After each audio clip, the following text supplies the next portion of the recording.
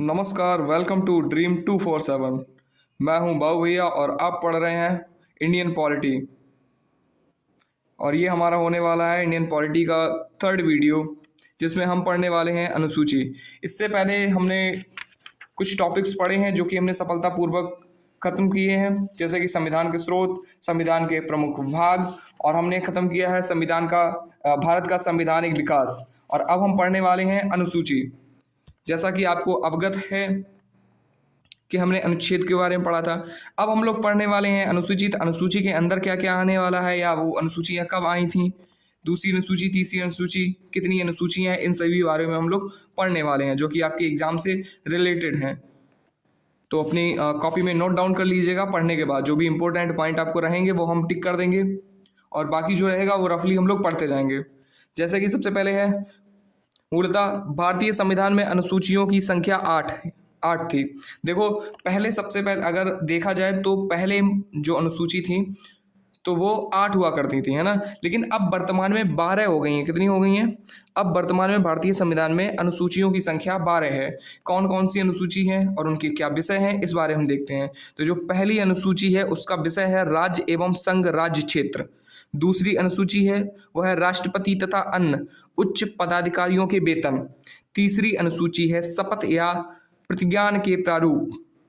चौथी अनुसूची है राज्यसभा में स्थानों का आवंटन। पांचवी अनुसूची है अनुसूचित क्षेत्रों और अनुसूचित जनजातियों के प्रशासन और नियंत्रण के बारे में उपबंध। छठी अनुसूची है असम, मेघालय, त्रिपुरा और मिजोरम राज्यों के जनजातीय क्षेत्रों के प्रशासन के संबंध में उपबंध। उसके बाद हमारी सातवीं सूची है संघ सूची, राज्य सूची एवं समवर्ती सूची में केंद्र एवं राज्यों के मध्य शक्तियों का विभाजन। उसके बाद हमारी आठवीं अनुसूची है भाषाएं, जो कि आपका CHSL में आया था, मार्च में 2023 के एग्जाम में आया हुआ था, है ना। उसके बाद हमारी नौवीं अनुसूची है कुछ अधिनियमों और विनियमों का विधि मान्यकरण। देखो, ये जो अधिनियम होते हैं और विनियम होते हैं, ये दोनों अलग होते हैं, इनके बारे में हम लोग आगे पढ़ेंगे, ठीक है। 10वीं अनुसूची जो है उसमें है दल परिवर्तन के आधार पर अयोग्यता। उसके बाद है 11वीं अनुसूची जो है उसमें है पंचायतों से संबंधित प्रावधान। नेक्स्ट है 12वीं अनुसूची जो है वो है नगर पालिकाओं से संबंधित उपबंध। आगे हम लोग देखते हैं, एक नोट है जो कि ये थोड़ा सा इंपॉर्टेंट हो जाता है, इस पे जरूर फोकस करें, है ना। ये है 9वीं अनुसूची को संविधान के प्रथम संशोधन अधिनियम 1951 द्वारा, 10वीं अनुसूची को 52वें संशोधन अधिनियम 1985 द्वारा, 11वीं अनुसूची को 73वें संशोधन अधिनियम 1992 द्वारा तथा 12वीं अनुसूची को 74वें संशोधन अधिनियम 1992 द्वारा संविधान में जोड़ा गया।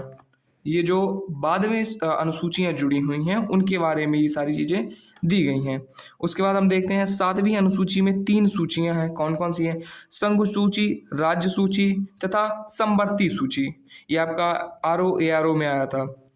उसके बाद है संघ सूची में कुल 97 विषयों, यानी वर्तमान में गणना की दृष्टि से कुल 98 का उल्लेखन है ना। उसके बाद है जिस पर कानून बनाने का अधिकार सिर्फ संघ को है। ये आया हुआ है आपके इसमें आया है BPSC का 2016 में, है ना, CHSL में। नेक्स्ट हम लोग देखते हैं राज्य सूची में कुल 66 विषय, वर्तमान में गणना की दृष्टि से कुल हमारे हैं 59 हैं विषय, है ना। उसके बाद है जिन पर कानून राज्य द्वारा बनाए। अब ये देखो, जो राज्य सूची में 66 विषय हैं उन पर जो कानून बनेंगे वो राज्य द्वारा बनाए जाएंगे। नेक्स्ट है समवर्ती सूची में 47 विषयों, वर्तमान में जो गणना की दृष्टि से देखे जाते हैं वो 52 है, 52 का उल्लेख है, जिस पर कानून बनाने का अधिकार संघ तथा राज्य दोनों का है। मतलब यहाँ पर संघ और राज्य दोनों मिलकर कानून बना सकते हैं, है ना।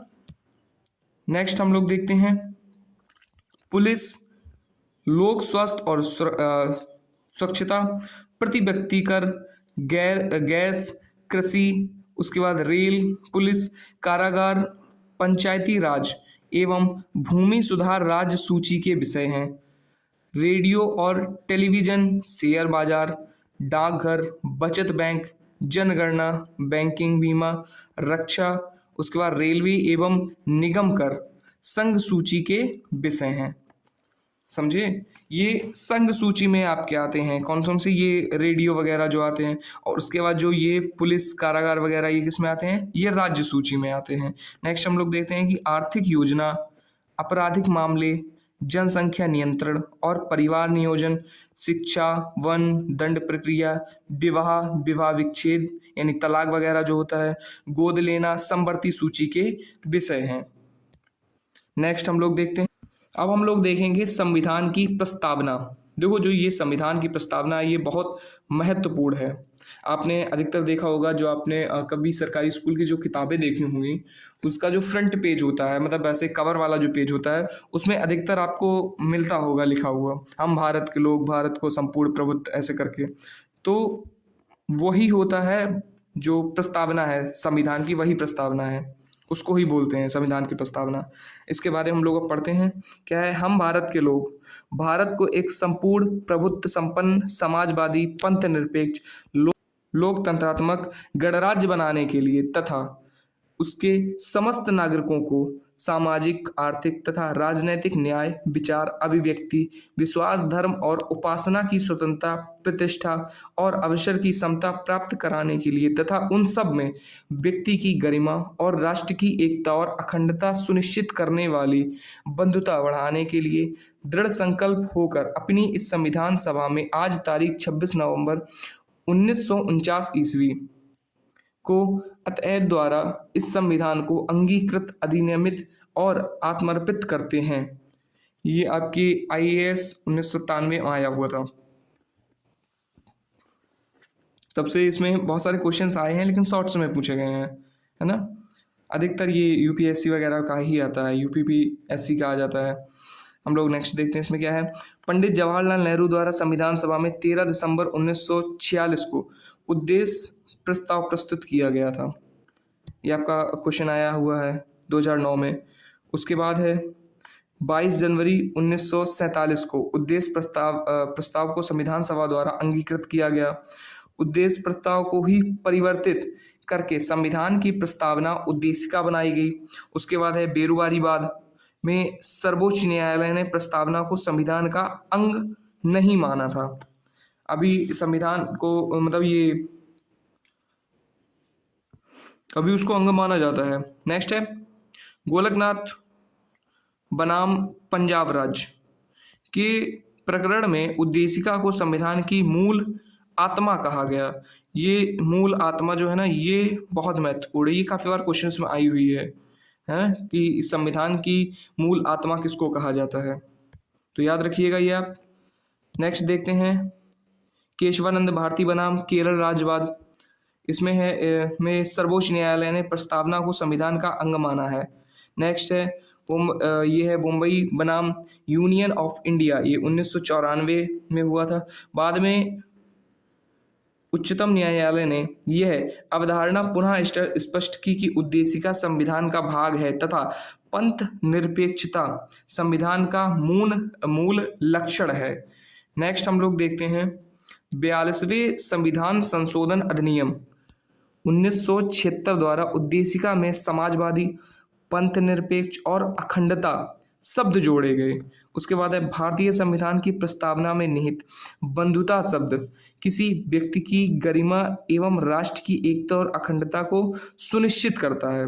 भारतीय संविधान की उद्देशिका अपने नागरिकों को 3 प्रकार के न्याय, कौन कौन से न्याय हैं, सामाजिक, आर्थिक एवं राजनीतिक, सुनिश्चित करती है। उसके बाद आपका है उद्देशिका संविधान के विविध निर्वचन में सहायक है। उसके बाद है सर अल्लादी कृष्णा स्वामी अय्यर के अनुसार उद्देशिका हमारे सपनों और विचारों का प्रतिनिधित्व करती है। KM मुंशी के अनुसार उद्देशिका हमारे प्रभुत्व संपन्न लोकतांत्रिक में गणराज्य की जन्म कुंडली है। उसके बाद है उद्देशिका की प्रकृति न्याय योग्य नहीं है। प्रस्तावना में विचार, अभिव्यक्ति, विश्वास, धर्म और उपासना की स्वतंत्रता की बात की गई है। भारतीय संविधान की प्रस्तावना को संविधान की आत्मा कहा जाता है। उसके बाद ये देखो, हमने कहा था कई बार आता है, ये देखो यहाँ हमें मिल गया है, ये देखो 2015 में आया है, 13 में आया है, 2008 में भी आया है ना। नेक्स्ट हम लोग देखते हैं, बी आर अम्बेडकर ने संविधान उपचारों के अधिकार को संविधान की आत्मा और हृदय माना है। उसके बाद के एम मुंशी ने उद्देशिका को राजनीतिक जन्मपत्री कहा है। बी आर अम्बेडकर ने संविधान को एक पवित्र दस्तावेज कहा है। एन ए पालकीवाला ने प्रस्तावना को संविधान का परिचय पत्र कहा है। सबका अपना अपना एक अलग क्राइटेरिया रहा, जिसने जो भी समझ में आया उन्होंने कहा, क्योंकि वास्तव में प्रस्तावना जो है बहुत महत्वपूर्ण है। क्योंकि अगर देखा जाए तो संविधान का जो पूरा सार है वो प्रस्तावना ही है ना। जहाँ हमें एक कहा जाता है कि समाजवादी, पंथनिरपेक्ष, सामाजिक, आर्थिक, राजनीतिक, न्याय, विचार, अभिव्यक्ति, ये सारी चीज़ें उसमें जो है निहित हैं, उसमें सब कुछ है। उसके बाद आगे हम लोग देखते हैं कि सुभाष कश्यप ने कहा है कि संविधान शरीर है तो प्रस्तावना उसकी आत्मा, प्रस्तावना आधारशिला है तो संविधान उस पर खड़ी अट्टालिका। संसद प्रस्तावना में अनुच्छेद 368 के तहत संशोधन कर सकती है, हालांकि इसमें निहित ढांचे में नकारात्मक संशोधन नहीं कर सकती। स्पष्टता, संसद वैसा परिवर्तन कर सकती है जिसमें मूल ढांचे का विस्तार व मजबूतीकरण होता है। अब तक प्रस्तावना को मात्र एक बार यानी 24वें संविधान संशोधन 1976 द्वारा संशोधित किया गया था। अब हमारा ये टॉपिक खत्म होता है कौन, संविधान की जो है हमारी प्रस्तावना, ये टॉपिक खत्म होता है। नेक्स्ट हम लोग देखेंगे भारत संघ और उसके राज्य क्षेत्र। अब क्या है भारत संघ और उसके राज्य क्षेत्र, हम लोग देखेंगे। तो भारतीय स्वतंत्रता अधिनियम 1947 के द्वारा दो स्वतंत्र एवं पृथक प्रभुत्व वाले देश भारत तथा पाकिस्तान का निर्माण किया गया है। विभाजन के समय देशी रियासतों के समक्ष 3 विकल्प प्रस्तुत किए गए। क्या क्या विकल्प प्रस्तुत किए? इन्होंने कहा कि भारत में शामिल हो, ठीक, दूसरा पाकिस्तान में शामिल हो, या स्वतंत्र रहें, है ना। उसके बाद भारतीय सीमा के अंतर्गत 552 देशी रियासतें थीं, जिनमें 549 भारत में शामिल हो गई, जबकि शेष 3 हैदराबाद, जूनागढ़ और कश्मीर ने भारत में शामिल होने से मना कर दिया। कालांतर में हैदराबाद को पुलिस कार्रवाई द्वारा, जूनागढ़ को जनमत संग्रह के द्वारा और कश्मीर को विलय पत्र के द्वारा भारतीय संविधान में शामिल किया गया। भारतीय संविधान के संविधान के भाग 1 के अंतर्गत अनुच्छेद 1 से 4 तक भारतीय संघ एवं उसके राज्य क्षेत्रों का उल्लेख किया गया है। भारत को राज्यों का संघ यानी यूनियन ऑफ स्टेट घोषित किया गया है। वर्तमान में भारत में 28 राज्य तथा 8 संघ शासित प्रदेश या केंद्र शासित प्रदेश हैं। अब जैसा कि आपको पता है कि 2019 से पहले अगर देखा जाए तो हमारे पास 7 केंद्र शासित प्रदेश थे। कितने? 7 केंद्र शासित प्रदेश। लेकिन 2019 के बाद जम्मू और कश्मीर को थोड़ा अलग अलग कर दिया गया, लद्दाख, है ना, जम्मू कश्मीर और लद्दाख में जब विभाजन किया गया तब अब हमारे पास कितने हो गए? 8 केंद्र शासित प्रदेश हो गए हैं। नेक्स्ट हम लोग देखते हैं, एक इम्पोर्टेंट नोट है, ये दादरा और नगर हवेली तथा दमन और दीव केंद्र शासित प्रदेशों का विलय अधिनियम 2019 के तहत 2 केंद्र शासित प्रदेशों तथा एक दादरा और नगर हवेली तथा दूसरा जो है दमन और दीव का आपस में विलय हो जाने के उपरांत वर्तमान में देश में केंद्र शासित प्रदेशों की कुल संख्या 8 हो गई है। उल्लेखनीय है कि यह अधिनियम 26 जनवरी 2020 से लागू है। अब हम देखते हैं अनुच्छेद 1। अनुच्छेद 1 क्या कहता है आपका? अनुच्छेद 1 के तहत संघ का नाम यानी इंडिया या दैट इज भारत तथा राज्य क्षेत्र का उल्लेख किया गया है। अनुच्छेद 2 के तहत नए राज्यों का प्रवेश या स्थापना का अधिकार संसद को प्रदान किया गया है। मतलब अगर देखा जाए तो हम भारत में कोई नए राज्य को जोड़ सकते हैं, है ना, या फिर हम किसी राज्य को तोड़ के नया राज्य बना सकते हैं। जैसा कि उत्तर प्रदेश को तोड़ा गया था उत्तराखंड में, इस प्रकार से, है ना। उसके बाद अनुच्छेद 3 के तहत नए राज्यों का निर्माण और वर्तमान राज्यों के क्षेत्रफल, सीमा व नाम में परिवर्तन की शक्ति संसद को प्राप्त है। इसमें नए राज्यों का निर्माण हम लोग कर सकते हैं, है ना, या कोई क्षेत्रफल या सीमा व नाम में परिवर्तन, उसकी जो शक्तियां हैं वो संसद को प्राप्त हैं। उसके बाद हम लोग देखते हैं अनुच्छेद 2 तथा 3 के तहत संसद द्वारा किए गए संशोधन को अनुच्छेद 368 के तहत संशोधन नहीं माना जाएगा। इसे संसद द्वारा सामान्य बहुमत और साधारण विधायी प्रक्रिया से संशोधित किया जा सकता है।